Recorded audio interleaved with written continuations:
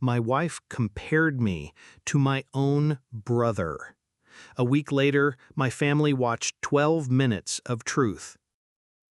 "At least your brother knows how to make me feel like a woman." Those words hung in the air of our kitchen like poison. I watched as Jessica's lips twisted into a wicked smile while she continued to chop vegetables. The sound of the knife against the board was the only thing I could hear as my world began to crumble. My name is Michael Thompson. I'm 38, and I'm the lead architect at Cascade Design Group here in Seattle. The firm my father built from scratch. A legacy I was meant to carry forward with my younger brother, Ryan, the golden boy with the MBA, who was being groomed to run the financial side. We were supposed to be a team, brothers united by blood and ambition.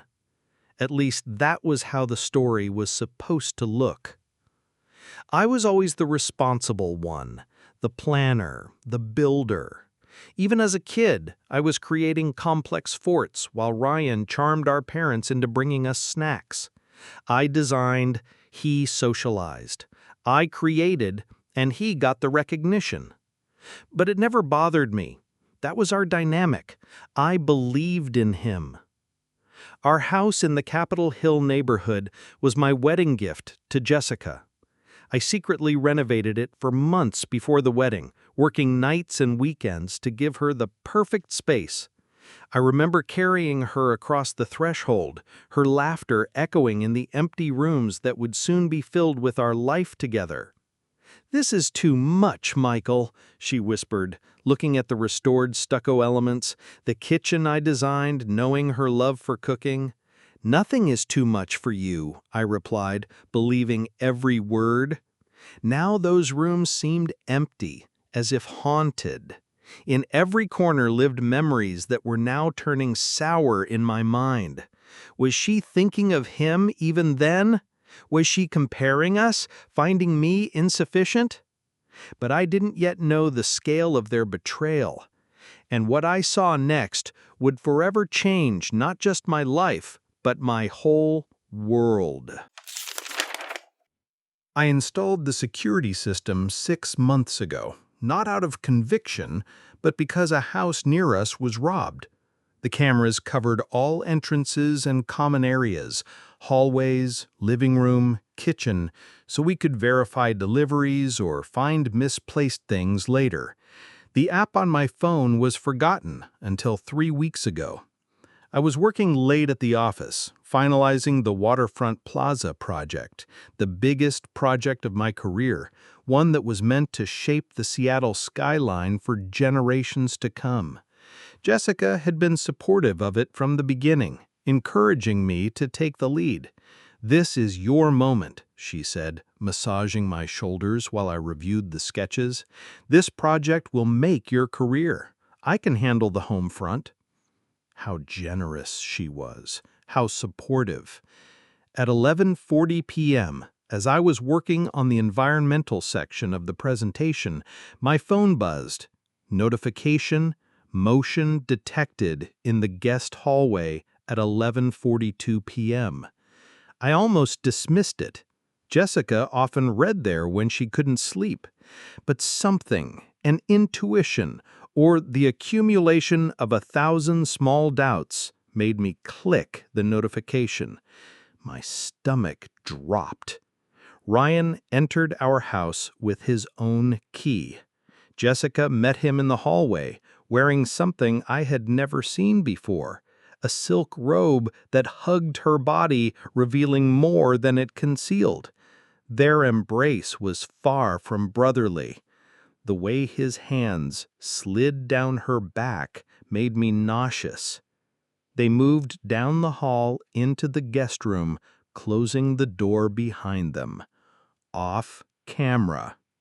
I sat there, frozen, staring at the time codes. I should have turned it off. I should have called, interrupted them, and confronted them right then.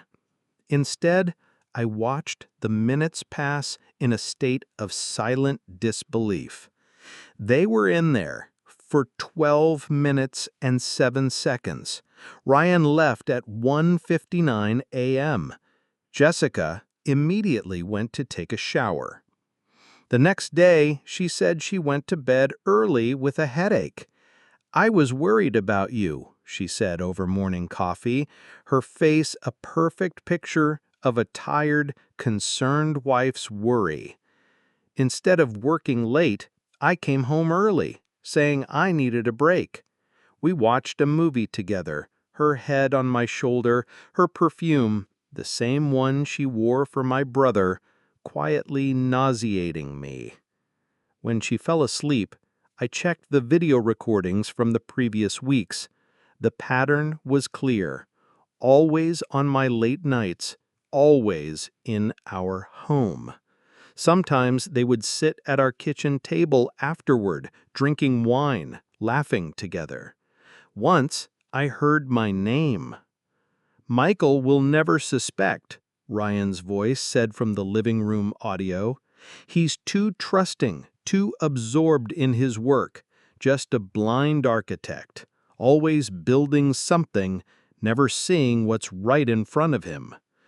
Jessica's laughter, musical and light. "It makes everything so easy. He thinks you're struggling after the divorce from Lauren. If he knew you were sleeping with his wife, he would probably still try to fix everything. That's typical of Michael, a problem solver for everyone." Their laughter felt like broken glass in my veins.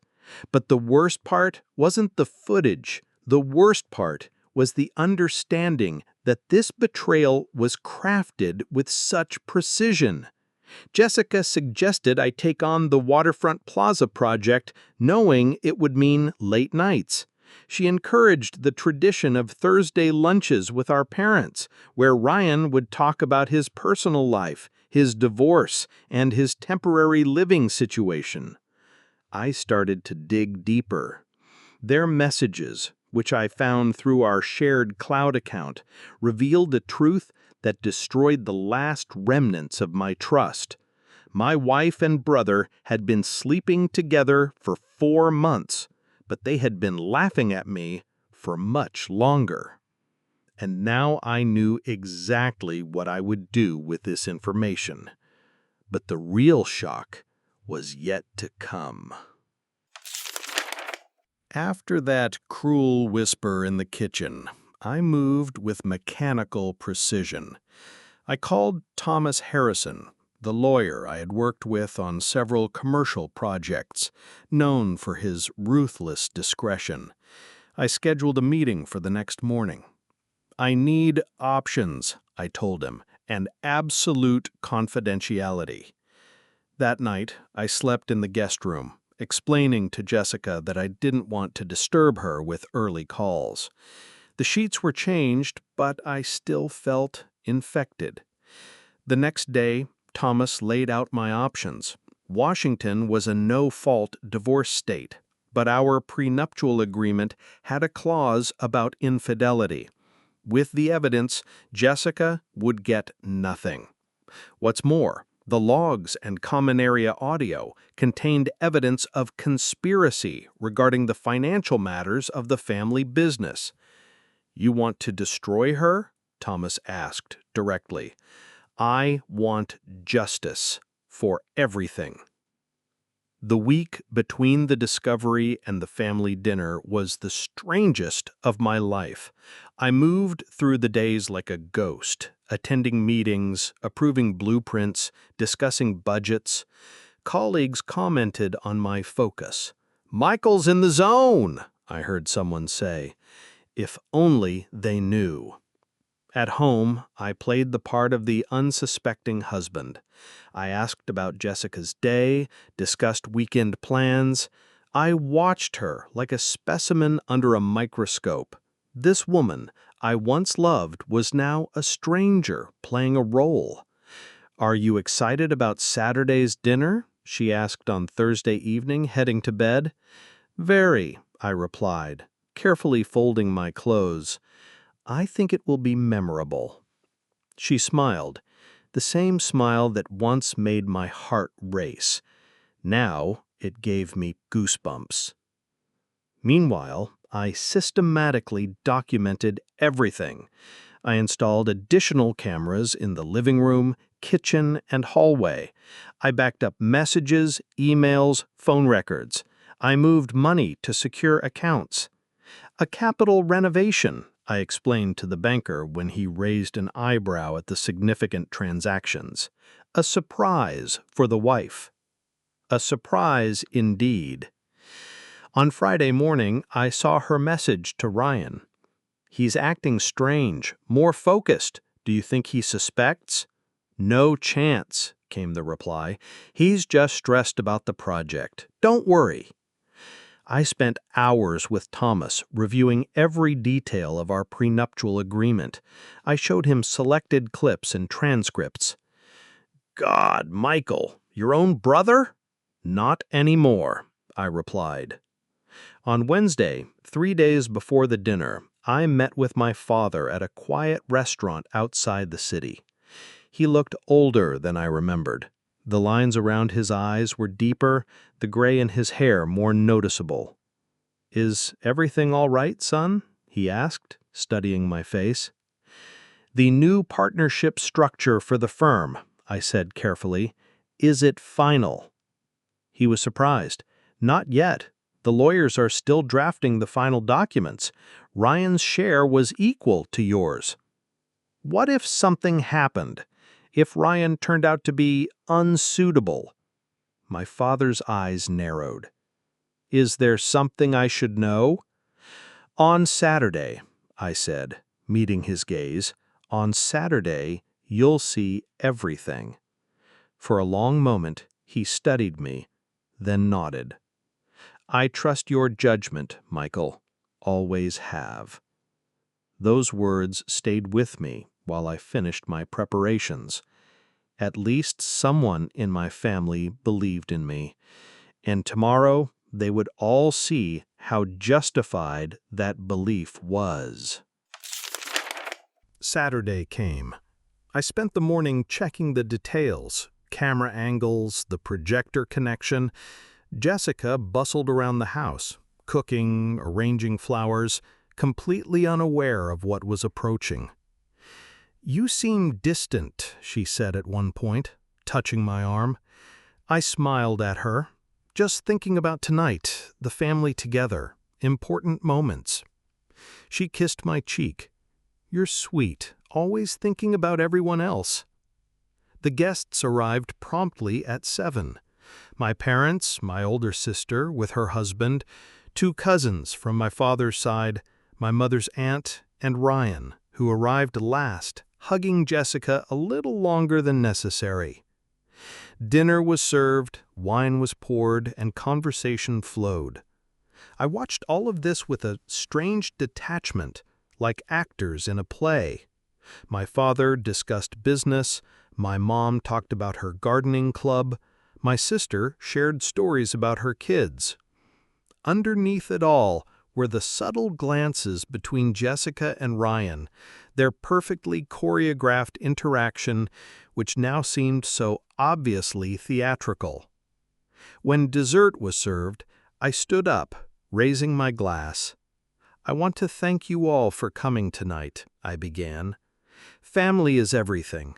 Loyalty is everything. Truth is everything." I pressed a button on a remote in my pocket. The lights dimmed, a screen descended from the ceiling, a setup I added 3 days ago, explaining to Jessica it was for movie nights at family gatherings. "I have something I want to share with all of you," I said calmly. The recording from our common areas began to play, crystal clear with perfect sound. Hallway timestamps showed entries and exits, doorway embraces, then kitchen and living room audio where their words were plain. "Michael's such a fool," Ryan's voice, slightly distorted but unmistakable. "He trusts you completely." Jessica laughed. "He thinks you're the victim, that you need his help. If he knew you were sleeping with his wife, he would probably still try to fix everything. That's my brother, always trying to build something. Too bad he couldn't build a wife who would stay faithful." Their cruel laughter filled the dining room. The recording continued, showing multiple meetings over the weeks, conversations about money, about the business, about how Ryan could eventually control the financial side and direct money their way. When your dad gives him his part of the company, we'll have opportunities. I let the playback run for exactly 12 minutes, long enough so there was no doubt, no possibility for an explanation or justification, long enough for the full scope of their betrayal to become clear. When I finally turned off the recording, the silence in the room was absolute. My mom's face was ashen. My sister pressed her hand to her mouth. My father sat completely still, looking at Ryan, who had gone pale. Jessica wasn't looking at anyone. Her eyes were fixed on the tablecloth, her hands gripping her napkin so tightly that her knuckles were white. "Dad," I said quietly, "I thought you should know exactly who you're planning to entrust with the family business. Who are you planning to make an equal partner with me?" My father slowly stood up. From his jacket pocket he pulled an envelope, the draft partnership agreement he had planned to announce today. He tore it in half, then in quarters, then threw the pieces on the table. "Get out of my house," he told Ryan, in a voice that was terrifying in its quietness. "You are no longer my son." But the most shocking part was still to come. What I did next turned a simple exposure into a destruction. Ryan began to speak, but my father raised a hand. "Not a word. No excuses. Get out now." As Ryan unsteadily got to his feet, I turned to Jessica. From my own jacket, I took out a manila envelope. "Divorce papers," I said in an even voice. "They have already been filed. The infidelity clause in our prenuptial agreement has been activated. You will get nothing. You have 48 hours to collect your personal belongings. Everything that is left will be donated." Jessica finally looked up at me, eyes wide with fear. "Michael, you can't." "I already have," I interrupted her. "Thomas Harrison is handling everything. He's also filing civil lawsuits for emotional distress, conspiracy, and slander. The evidence is quite convincing." I turned back to my stunned family. "I apologize for the dramatic reveal, but I felt you all deserved to know the truth." 2 months later, I was sitting in Thomas's office reviewing the final settlement. "Ryan has been blacklisted from all the major financial firms in Seattle," Thomas told me. "Your father's connections made sure of it. He's working in a call center, trying to pay rent for a cheap apartment in Tacoma. And Jessica is worse off. The judge was particularly outraged by the recorded planning where they discussed how they would manipulate corporate funds after Ryan became a partner. It elevated the case from simple infidelity to criminal conspiracy." I nodded, feeling no satisfaction, only a faint acknowledgement that consequences were following their actions. The house was sold. As I requested, half the proceeds were donated to a children's hospital. My new apartment with a view of the bay was waiting for me. 6 months after that dinner, I accidentally met Jessica's mother in a grocery store. She looked older, smaller. "She's moving to Chicago," she said curtly. "Starting over." I nodded, feeling nothing. "Ryan calls your father every week. They never accept." I chose an apple from the display, inspecting it for bruises. "That's a shame." "Your father made sure he couldn't work in finance anywhere in the state. He's delivering packages now." I met her eyes. "Mrs. Rodriguez, what exactly are you hoping to achieve?" "Consequences," I corrected her. "Not destruction, consequences." That evening, I stood on the balcony of my new apartment, looking at the Seattle skyline. The waterfront plaza was visible from here. my vision becoming a reality, rising above the harbor backdrop. In my hand was a glass of whiskey. In my mind was the memory of that family dinner, of the faces realizing the depth of the betrayal. I didn't just walk away. I made sure that the betrayal that once excited them became the very thing that defined and limited their futures. Sometimes the most effective destruction requires only revealing the truth and letting. So, we've come to the end of today's story. Michael did what he felt was right. He showed everything to the people he trusted most. Was his revenge just, or was it too cruel? I'm interested to hear your thoughts. Share them in the comments below and start a discussion. Did this story keep you in suspense until the end? If so, don't forget to click like. And if you're new or just haven't subscribed yet, now is the perfect time to join our community.